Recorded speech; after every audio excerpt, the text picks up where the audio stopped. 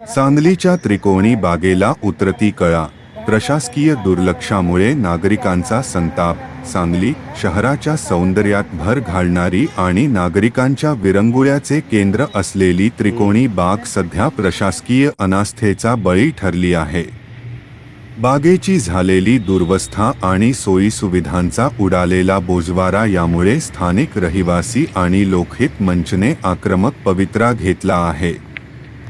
बागेची अवस्था की समस्यांचे आगार. सध्या या बागेत फेरफटका मारताना आनंदाऐवजी संताप व्यक्त होत आहे. बागेतील प्रमुख समस्या पुढील प्रमाणे आहे. भंगलेली बाकडी. बागेत विश्रांतीसाठी लावलेली बाकडी मोठ्या प्रमाणात तुटली आहे. ज्येष्ठ नागरिकांना बसण्यासाठी साधी सोयही शिल्लक राहिलेली नाही. भिंतींची पडझड. संरक्षक भिंतींची दुर्वस्था झाल्याने बागेला एखाद्या उकिरड्याचे स्वरूप आले आहे. यामुळे बागेचे सौंदर्य पूर्णपणे नष्ट झाले आहे. मोकाट कुत्र्यांची दहशत. बागेत मोकाट कुत्र्यांचा वावर इतका वाढला आहे की लहान मुले आणि ज्येष्ठांना तिथे जाणे असुरक्षित झाले आहे.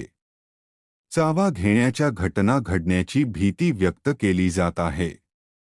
प्रशासन केवळ कागदोपत्री विकास दाखवते का? आम्हाला आमच्या हक्काच्या मूलभूत सुविधा कधी मिळणार, असा संतप्त सवाल नागरिक विचारत आहेत. लोकहित मंचचा निर्वाणीचा इशारा. बागेच्या या दयनीय स्थितीबाबत लोकहित मंचचे अध्यक्ष मनोज भिसे यांनी तीव्र नाराजी व्यक्त केली आहे.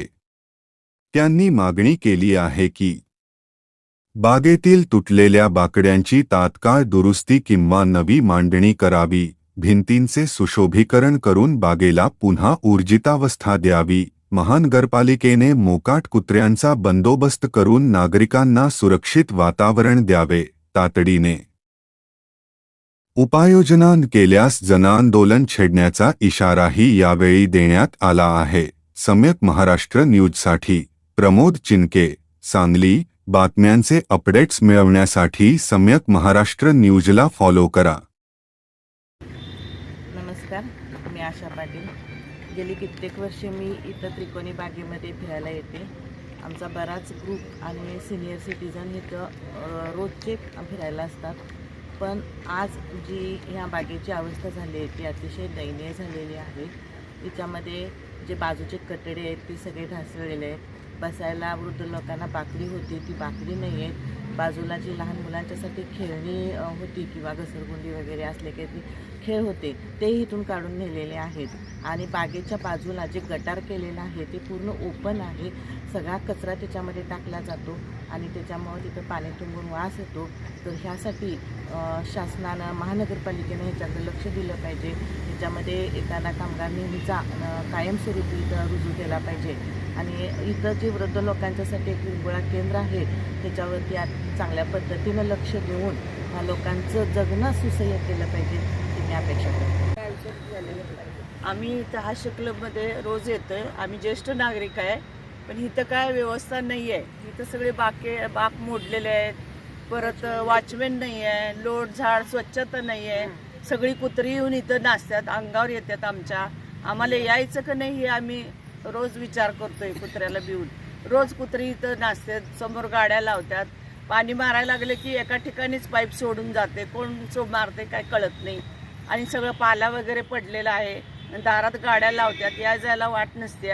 इथं सगळी बागेची दुरावस्था झालेली आहे. बागेची जागा तर एवढी चांगली आहे, पण इकडं लक्ष द्यायला कुणीही येत नाही.